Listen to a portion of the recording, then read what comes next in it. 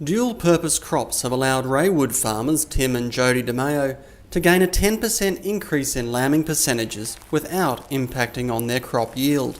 The couple are firm converts to the farming method, believing that it conservatively adds up to $15,000 to their income each year.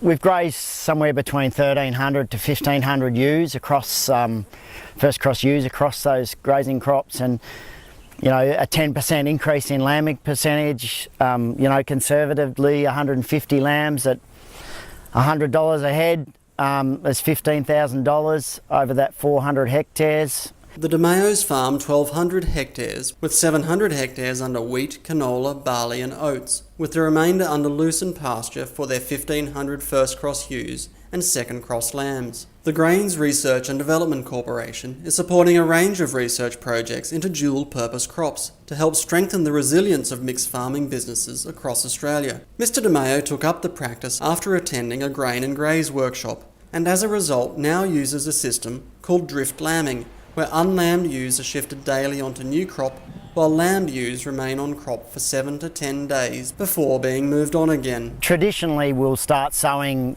canola on the 20th of April and try and complete sowing by the 20th of May. We would then hope to graze crops by the middle to 20th of June, and at anything from 3 leaf stage. We will start grazing depending on how much paddock feed we've got, and then we will graze right up until about the 1st of August until G32, until the node starts coming above the ground. The crops have probably got something like 1,000 kilos of dry matter, and we probably graze down to say 300 or 400.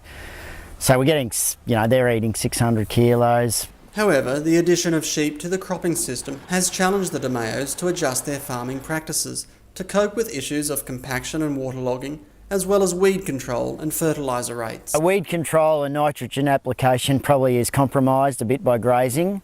Sometimes we haven't been able to graze crops because of withholding periods, and the need to spray weeds in 2013 was probably an example of that. We actually had to take them off by the middle of July because of the need for nitrogen and weed control. When we move the ewes back onto pasture, the lambs are really starting to consume, and they've got 1,000 or 1,500 kilos of dry matter there to start consuming. Hopefully it translates into higher weaning percentages and allows us to get lambs off earlier. That's the name of the game, to turn grass into meat as quick as possible.